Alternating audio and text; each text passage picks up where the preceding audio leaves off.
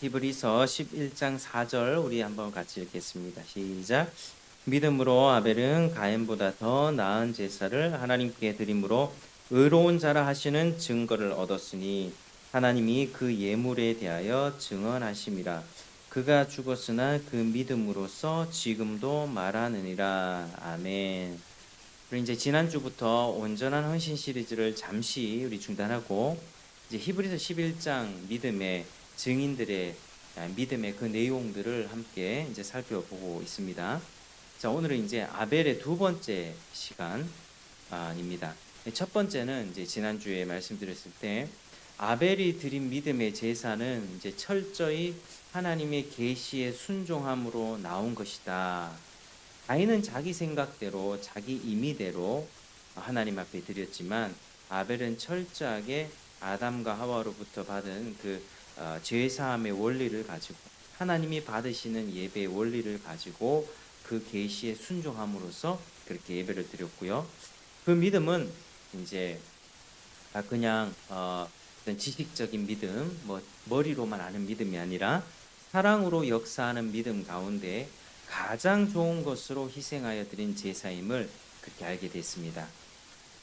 우리는 정말 믿음으로 산다, 우리가 신앙생활 한다고 할 때 정말 하나님의 계시에 순종하고 그 계시에 따라서 믿음으로 하지 않는 것은 다 죄인이라 라고 말씀하신 것처럼 우리의 모든 예배도 그렇고 또 섬김도 그렇고 구제나 봉사 모든 삶에서 행하는 모든 것들이 하나님을 사랑하는 마음에서 최상의 것을 드릴 때에 하나님이 받으시는 그런 삶이다라는 것을 지난주에 살펴보았습니다. 자, 오늘은 이제 이어진 내용을 한번 살펴볼 텐데요. 오늘 말씀에 보면 이제 믿음으로 아벨은 가인보다 더 나은 제사를 하나님께 드림으로 의로운 자라 하시는 증거를 얻었으니 이렇게 말하고 있습니다.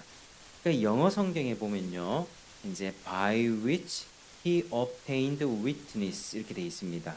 그러니까 이제 한국말로 번역하면 그것으로서 그것에 의하여 그가 증거를 얻었느니라 이런 뜻인데요.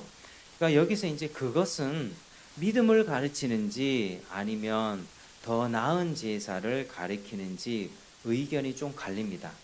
그러니까 아벨이 믿음으로 의롭다함을 받았는지 아니면 아벨이 더 나은 제사를 드림으로써 의롭다함을 받았는지 해석들이 좀 다양하지만 우리 청교도 선배들은 이 믿음이라고 해석합니다. 자, 왜냐하면 히브리서 이 11장 전체의 맥락이 바로 믿음의 효력을 예증하고 증거하려는 것이기 때문입니다. 히브리서 11장에 나오는 모든 인물들에 관해서 이제 믿음의 용사들, 믿음의 선진들인데 믿음의 효력과 그 믿음의 내용을 이야기하고 있기 때문에 아벨이 드린 제사로 의롭다 하심을 받았다라기보다 아벨이 믿음으로 제사를 얻었다. 믿음으로 의롭다함을 받았다. 그래서 이제 후에 믿음과 제사의 관계도 이렇게 좀 설명을 드리겠습니다.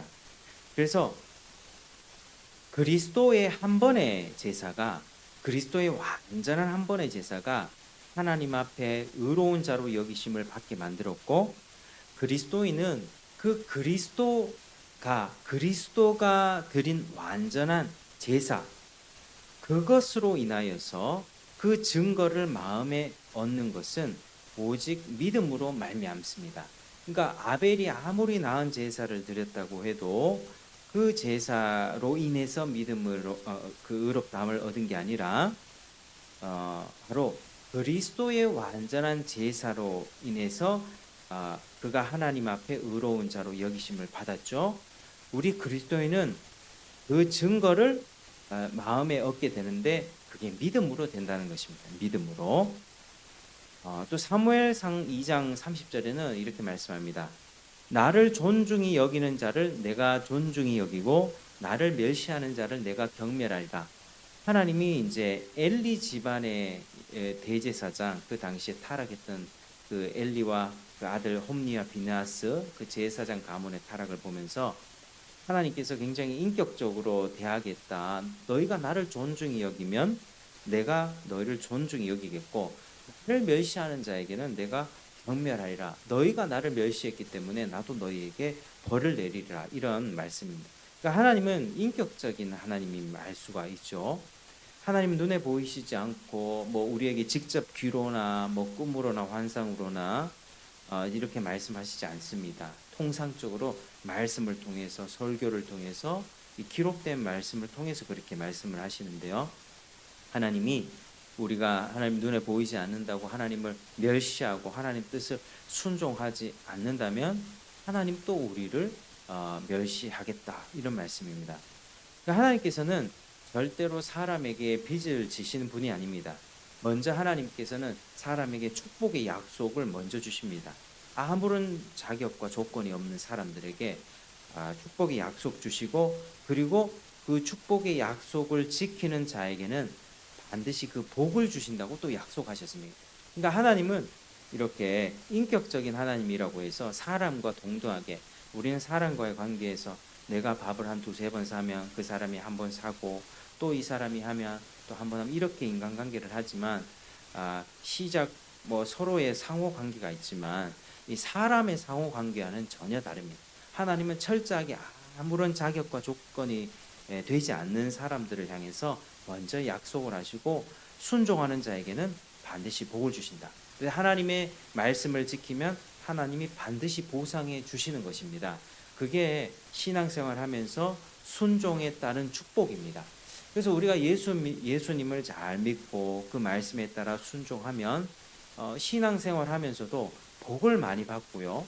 그리고 신앙생활 하면서도 자꾸 불순종하고 하나님 말씀 듣지 않으면 하나님이 야 너 지옥 가라고 하지 않고 우리가 정말 택한 백성이라면 하나님이 회초리를 대시는 것이죠. 그래서 불순종하면 징계를 받는다는 것이 하나님의 언약 공식이고 우리를 다루시는 그런 방식입니다. 하나님께서는 이 아벨이 믿음으로 제사를 드렸는데요. 그 복을 받을 그 아벨을 불확실한 상태로 내버려 두지 않았습니다. 곧 아벨이 드린 제사를 하나님께서 받으셨고요. 하나님 앞에 의로 여겨졌다는 것을 기쁘게 확신시켜 주었습니다. 그러니까 아벨이 믿음으로 의롭다는 증거를 얻었습니다.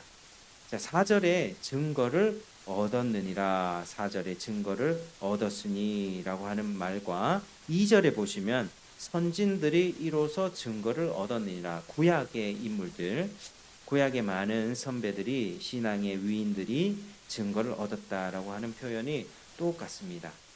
아벨도 그랬고 구약의 다른 많은 사람들도 그렇게 증거를 얻었다는 것입니다.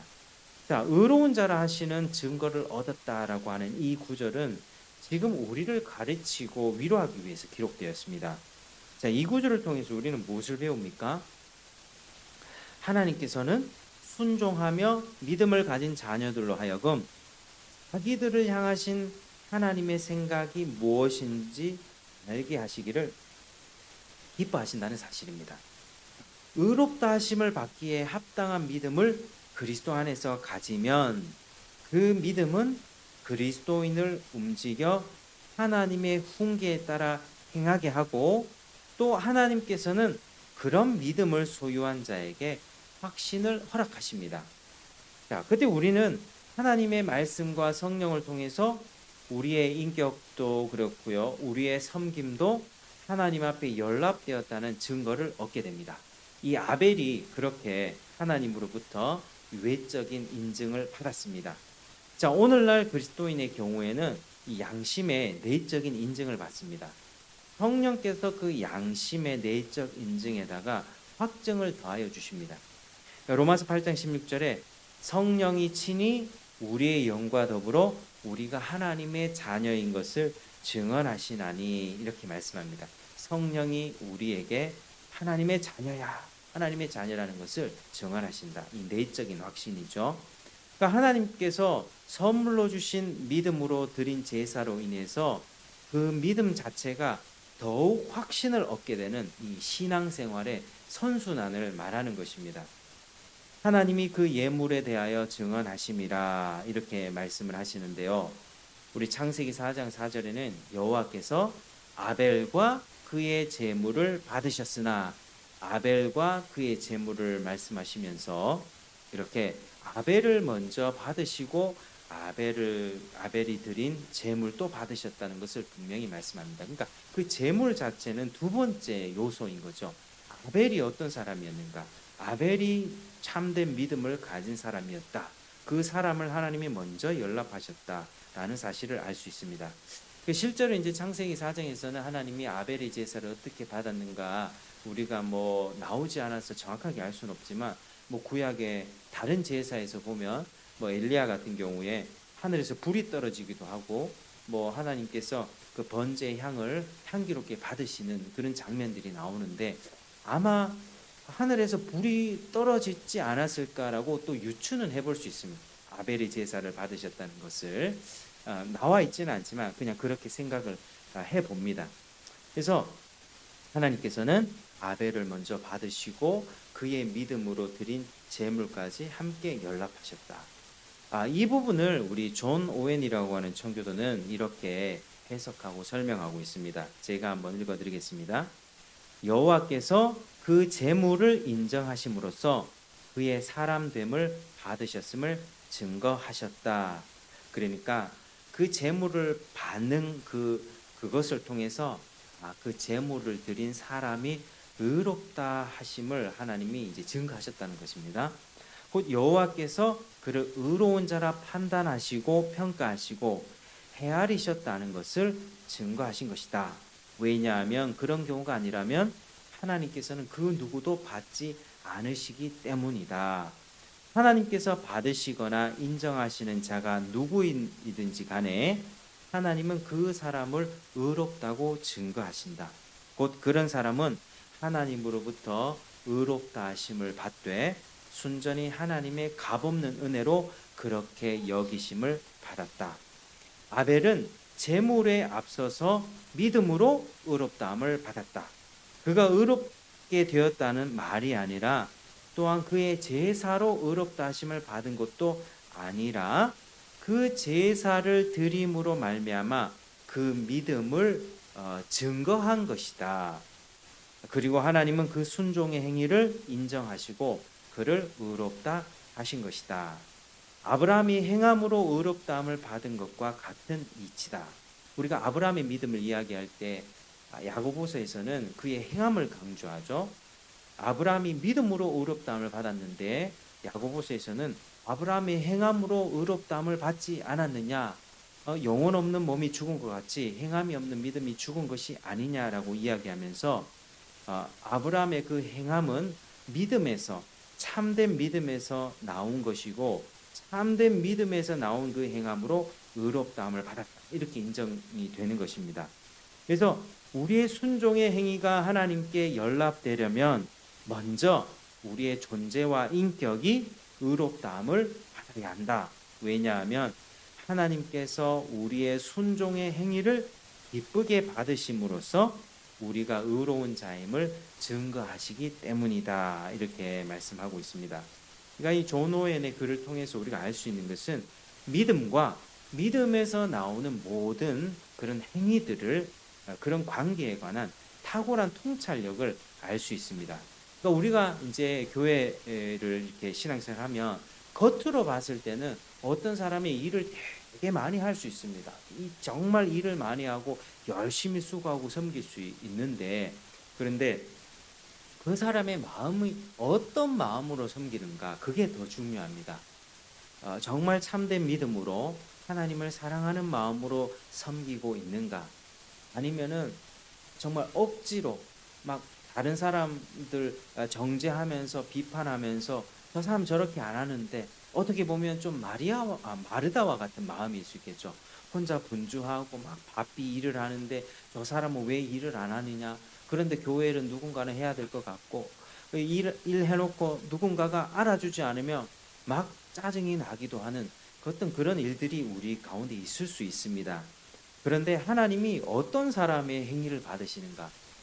부자와 그 두 렙돈을 바친 그 과부의 이야기에서도 그렇지만 하나님은 어떤 재물의 양이나 돈의 액수를 보지 않고 그 마음의 중심을 보십니다. 하나님은 늘 마음을 보시고 과부의 두 렙돈은 지금으로 따지면요 뭐 한 1,000원, 2,000원밖에 되지 않는 돈이었습니다. 근데 하나님은 그 과부가 드린 그 헌금을 가장 가치 있게 받으셨고, 여러 부자는 많은 돈을 드렸습니다. 그러니까 과부는 한 사람이었고요. 부자는 다수였습니다. 여러 부자들이 서로 경쟁하면서 막 넣었다는 것이죠. 50만 원, 100만 원, 150만 원, 자기를 과시하듯이 그렇게 드렸다는 것입니다. 근데 하나님은 그 마음의 중심을 보실 때 과부가 그 어떤 사람보다 가장 큰 것을 바쳤다, 이렇게 말씀하셨습니다. 그러니까 우리는 믿음과 참 믿음으로 나오는 그 행위로 하나님을 섬겨야 되는 것이죠. 하나님은 우리에게 믿음을 선물하시고 또 그 믿음을 보기를 원하십니다. 그리고 그 믿음을 보인 자에게 증거하시고 복을 더해 주시는 분이십니다. 이것은 팔불출과 같이 자식 자랑하는 그런 느낌과 비슷합니다. 하나님이 아무런 가능성, 우리가 하나님의 손에 붙들리지 않았다면 우리는 어떻게 살았겠습니까? 지금 금요일 이 밤에 교회에 왔겠습니까? 뭐 남들 놀러 다니고 금토일 뭐 이렇게 해가지고 어디 놀러 다니고 뭐 우리의 쾌락을 추구하고 뭐 세상 사람들이 사는 거 똑같이 살지 않았겠습니까? 우리 하나님 믿었기 때문에 이 정도 우리가 사는 것이죠. 그러니까 아무런 가능성 없는 죄인들을 창세전에 선택하셔서 그 영혼을 이렇게까지 불러주시고 우리 마음을 겸손하게 굴복시켜 주셔서 믿음을 딱 선물해 주십니다. 근데 그 믿음 선물해 준 것도 감사한데 그 믿음을 선물 받은 그 사람이 하나님 앞에서 감사하는 마음으로 믿음에 합당하게 주님께 최상의 것을 드리고 나의 믿음으로 주님을 기쁘시게 하는 삶을 살아가면 하나님이 그 믿음의 행위 가운데에서도 당연하게 생각하지 않고 거기에다가 복을 베풀어 주시는 분이 우리 하나님이시고, 그리고 그걸 또 자랑하시는 분이 하나님이십니다. 하나님이 욥의 믿음을 보면서 자랑하지 않았습니까? 사탄에게 자랑하지 않았습니까? 네가 내 종 욥을 유의하여 보았느냐? 동방의 사람들 중에 이렇게 욥처럼 온전하고 하나님을 경외하고 정직하고 악에서 떠난 자가 없다라고 그 원수, 그 교활한 사탄 앞에서도 하나님은 사탄이 그렇게 시비를 걸 걸 알고 있었습니다. 그럼에도 불구하고 하나님은 욥을 자랑하게 됐던 것이죠. 결과적으로는 나중에는 욥이 사탄의 모든 그런 어려움들, 그런 시험에 넘어가서 결국에는 그 믿음을 끝까지 지켰을 때, 인내했을 때 하나님이 더욱 복 주지 않았습니까? 하나님이 이런 분이십니다. 하나님은 뭔가 인간처럼 내가 한 번 사줬으니까 두 번 사줬으니까 네가 한 번 사주고, 하나님이 이런 인간적인 어떤 관계에서 일어나는 계산기 두드리는 식으로 하나님은 하지 않으시고, 철저히 우리 보고는 아무런 가능성을 기대하지 않으시고 아무런 어떤 것도 이렇게 하나님 앞에 드릴 전혀 가능성 없는 죄인들을 선택하셔서 하나님이 주권적으로 믿음을 선물해 주시는 것이죠. 근데 그 믿음에 감사하고 그 믿음을 주신 하나님 앞에 영광 돌리고 찬송하면서 살아가는 그 사람들에게는 하나님이 얼마나 복을 많이 부어 주신지 모르겠습니다. 그러니까 하나님이 그런 분이시다라는 사실을 우리가 알 수 있습니다. 자, 우리 다음 구절을 보면요. 그가 죽었으니 그 믿음으로서 지금도 말하느니라. 그가 죽었으니 그 믿음으로서 지금도 말하고 있다. 지금까지 우리에게도 말을 하고 있는 것입니다. 이제 아더핑크는 이 문장 속에서 세 가지 요점을 말하고 있는데요. 그 세 가지 요점. 자, 첫 번째는요. 한번 따라 하시겠습니다. 택자만이 주께 나오고 주를 믿고 순종하고 그 순종으로 의로운 자라 증거를 받는다. 그러니까 세상 모든 사람들 중에요, 주께 나오는 자는 하나님이 택한 자입니다. 택한 자가 복음을 듣고 어느 시점에 그 인생에 정말 겸손해진 마음이, 하나님이 그 마음을 겸손케 해주셔서 마음이 준비된 그때에 복음이 들려지기 시작하고 주께 나오고 믿고 순종하고, 그리고 그 순종으로 인하여 하나님이 너를 의롭다 이렇게 해주신다는 것입니다. 이거 첫 번째로 요점을 말합니다. 그러니까 타락한 인생은요, 무죄한 대속주의 죽음으로 말미암아서만 하나님께 나아갈 수 있습니다. 그런데 하나님의 선택한 백성들 외에는 절대로 그런 필요성을 느끼지 못합니다. 절대로 그렇습니다.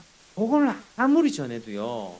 우리는 모르죠. 이 사람이 언제 믿을지 모릅니다. 그런데 하나님이 선택한 백성들 외에는 절대로 뭐 하나님이든 예수님이든 내가 죄인이라는 사실을 깨닫고 내가 예수 믿어야겠다 이런 생각 절대로 하지 않습니다. 그게 하나님의 그 일하시는 원리입니다. 그러니까 하나님의 택한 백성들만 자기 자신들의 죄악성 과거 옛자를 버리고 하나님의 계시된 뜻에 굴복하면서 복음을 믿고 하나님의 정하신 뜻에 순종하게 됩니다. 오직 그렇게 하는 자만이 의로운 자라 하는 증거를 얻습니다. 그러니까 택함 받는 사람이 많지 않습니다. 하나님이 이 많은 사람들을 불러주십니다. 복음을 많은 사람들에게 이리저리 막 전하게 하시고 이렇게 정말로 하나님이 초청하시지만 택함 받은 사람은 적습니다. 하나님이 계시하신 뜻에 순복하는 믿음의 사람들만이 그 사랑하시는 자 안에서 연락하신다는 하나님의 확증을 우리는 여기서 받을 수 있습니다. 또한 그들의 순종, 우리가 하나님 앞에 순종하는 것이 뭐 다른 사람들에 비해서는 뭐 누군가는 칭찬할 수 있겠죠. 우리의 순종, 교회 일에 참 열심히시네요. 순종할 수 있습니다. 그러나 그 자체로도 불완전합니다. 우리의 순종에는요, 늘 불순물이 끼어 있을 수 있고 거기에 내 자아가 끼어 있을 수 있습니다. 그러나 하나님을 기쁘시게 하려고 하는 소원하는 마음에서 우러나온 그 순종은 그의 이름으로 말미암아 인정받았음을 그렇게 확증받습니다. 불완전하지만 주님의 이름으로 또 주를 기쁘시게 하려는 그 마음에서 나온 순종은 인정받는다는 것입니다. 자, 두 번째는 무엇을 알 수 있는가? 자, 두 번째 한번 따라하시겠습니다. 성도는 세상 가운데 핍박을 받습니다. 시작. 성도는 세상 가운데 핍박을 받습니다. 자, 아벨이 죽음을 당했죠. 어떻게 죽임을 당했습니까? 가인에게 종교적인 외식자, 살인마인 가인에 의해서 죽임을 당했습니다. 갈라디아서 4장 29절에 그러나 육체를 따라 난 자가 성령을 따라 난 자를 핍박한 것 같이 이제도 그러하도다. 그러니까 육체를 따라 난 자가 성령을 따라 난 참된 신자들을 핍박한다. 자, 여기서 여자의 후손과 뱀의 후손의 어떤 적대감과 갈등을 우리가 볼 수 있는데요. 아벨의 죽음은 종교인들에 의해서 죽임 당했던 그리스도의 죽음에 대한 하나의 엄숙한 표징이라 할 수 있습니다. 하나님께서 인정하시는 자들은 사람들로부터 인정받지 못할 것을 각오해야 합니다. 이 지점에서 특별히 자칭 그리스도인이라고 하는 그 무리들로부터 비난받을 것을 각오해야만 합니다. 앞으로 우리가 종말과 이 미혹이 계속해서 거세질 때 지금 종교의 분위기는요, 종교 통합의 어떤 분위기들이 계속해서 일어나고 있는데 우리는 그것이 아니라는 걸 알죠. 그게 가짜고 종교 통합은, 종교 다원주의는 완전 이단이라는 것을 우리가 알 수 있습니다. 그런데 앞으로 이제 그런 세력들이 더 커질 것입니다. 교회, 교단 차원에서, 총회 차원에서 비성경적인 해석을 발표하고 우리는 이것을 따를 것이다. 그러면 혼란이 오게 될 것입니다. 참된 신자들은 마음의 갈등이 있게 될 것인데 그때 참된 교회와 참된 성도는 박해를 받게 되는 것입니다. 세상 사람들이 우리를 알지 못하여 박해하는 것은 당연하다라고 생각하죠. 그런데 같이 믿음 생활하던 그 무리들 중에서 점점 이 가인과 같이 외식했던 자들, 종교적인 껍데기는 모양은 있었지만 하나님을 제대로 섬기지 않았던, 거듭나지 않은 채 교회만 다녔던 그런 사람들은 앞으로 이러한 세력들을 구축하게 될 것이고 정말 내 안에 예수를 믿고 예수를 모시며 살아가는 그 성도들을 박해하게 될 것입니다. 그때 우리는 아벨의 피처럼 부르짖게 될 것입니다. 나의 억울함을 풀어주십시오. 그 탄식과 기도에 대한 응답으로 하나님은 참된 성도들과 교회를 구원하시게 될 것입니다. 우리 이제 마지막 시대는 그렇게 흘러갑니다. 반드시 그렇게 흘러갑니다. 예수님도 종교 지도자들에 의해서, 유대교 지도자들에 의해서, 율법 교사들에 의해서 예수님이 죽임을 당했죠. 우리도 참된 신앙을 갖고 있다면 도단에서는 인자는 혼란스러운 때가 옵니다. 반드시 옵니다. 도단 차원에서, 총회 차원에서 어떤 결정을 발표하는데요. 그것이 굉장히 반성경적이고 비성경적이라는 사실을 참된 신자들은 압니다. 저거 저렇게 하면 안 되는데, 이러면서 신자들의 박해가 점점 더 고조된다라고 하는 것이죠. 그래서 우리는 앞으로 각오해야 합니다. 성도는 세상 가운데 핍박을 당할 것이고 종교적인 외식자들로 인하여서 더욱 핍박을 받는다. 이걸 반드시 기억하시길 바랍니다. 자, 자연스럽게 세 번째 요점입니다. 한번 따라 하시겠습니다. 하나님은 반드시 핍박받은 신자의 원한을 풀어주십니다. 시작. 하나님은 반드시 핍박받은 신자의 원한을 풀어주십니다. 자, 아벨은 형에게 무참히 살해당했지만요, 그 믿음으로서 말한다라고 말하고 있습니다. 그러니까 부르짖고 있습니다. 그 영혼이. 사도 요한이 계시록 6장 9절 10절에서 보면, 다섯째 인을 떼실 때에 내가 보니 하나님의 말씀과 그들이 가진 증거로 말미암아 죽임을 당한 영혼들이 제단 아래에 있어 큰 소리로 불러 이르되 거룩하고 참되신 대주제여, 땅에 거하는 자들을 심판하여 우리 피를 갚아주지 아니하시기를 어느 때까지 하시려 하나이까. 이렇게 말씀합니다.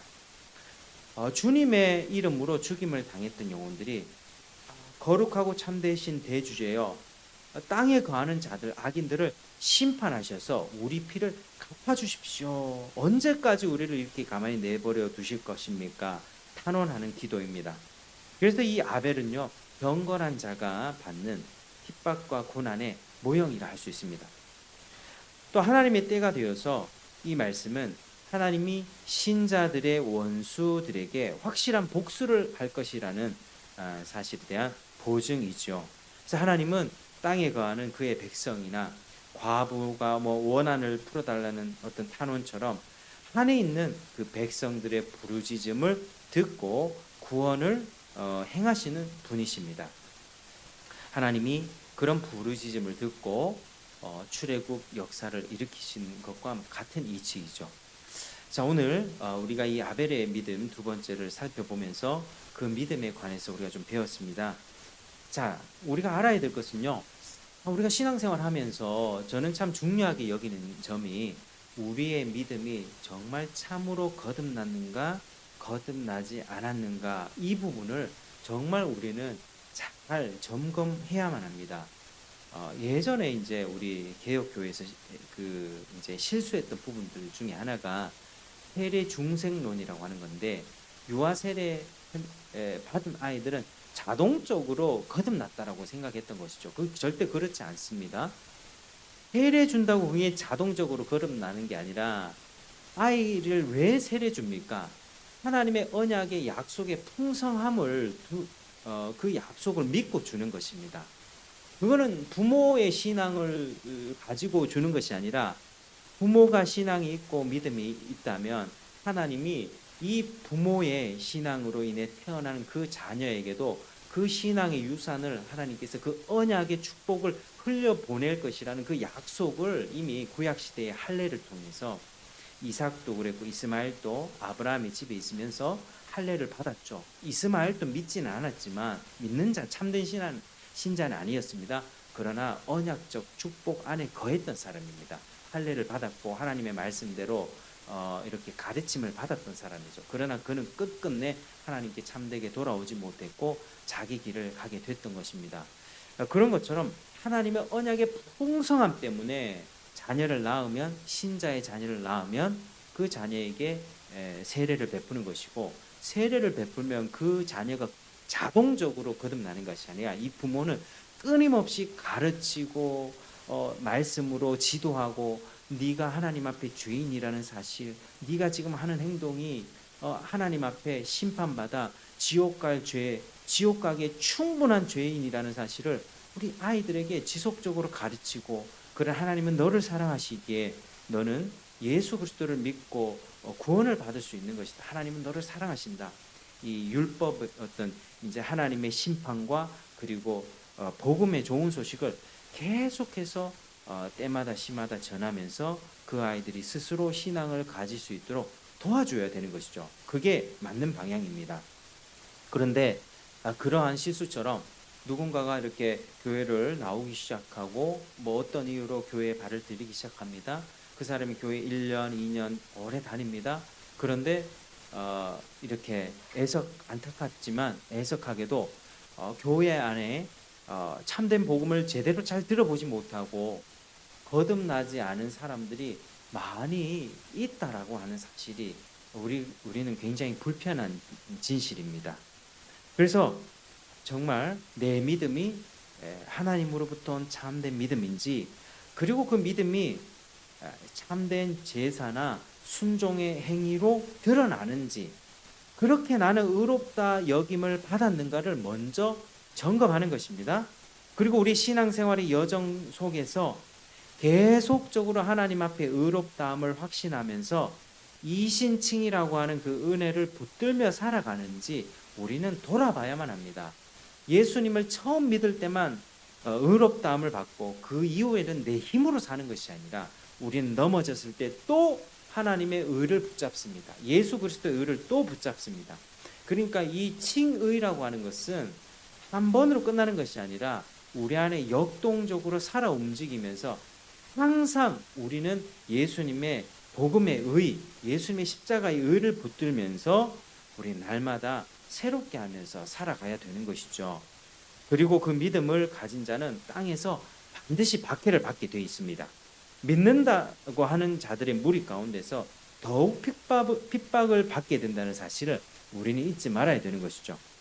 마음이 새롭게 되지 않은 채 경건의 모양만 있는 외식자들은 참된 신자를 향해서 신앙생활 좀 대충 해라, 정도껏 해라 라고 말하면서 꼭 그렇게 해야 되나 그렇게 조롱과 미움과 핍박을 합니다.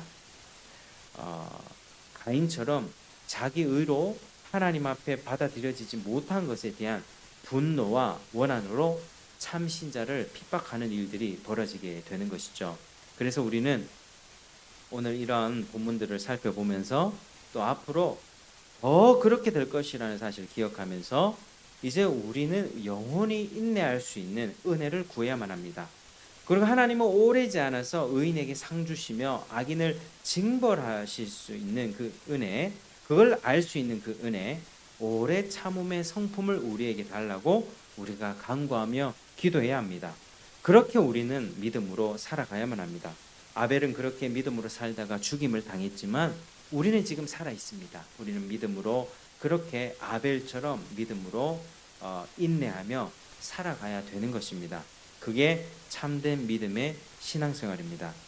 앞으로 시대는 더욱 악해져 갈 텐데 우리는 더욱 믿음으로 인내하며 이 아벨처럼 우리 하나님 앞에 의롭다함을 받고 그 하나님 앞에 확신을 받고 그 자자후손 지금까지 아벨의 믿음이 증거되는 것처럼 우리의 믿음으로 인하여서 하나님을 기쁘시게 하고 또 여러 사람들, 다른 사람들에게 이 믿음으로 살아가는 그 삶을 증거하며 하나님의 기쁨이 되는 여러분 되시기를 주의 이름으로 축복합니다.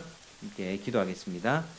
하나님 아버지 감사합니다. 이제 아벨의 믿음에 관해 마치면서 내 믿음이 정말 하나님으로부터 온 참된 믿음인가, 그리고 나의 봉사와 섬김이 그 믿음에서 나오는 행위인가를 되돌아 봅니다. 하나님, 우리 신앙 여정 속에서 나의 믿음을 확실하게 붙들게 도와주시고 예수 그리스도의 의롭다 하심을 날마다 붙들면서 살아갈 수 있게 도와주시옵소서.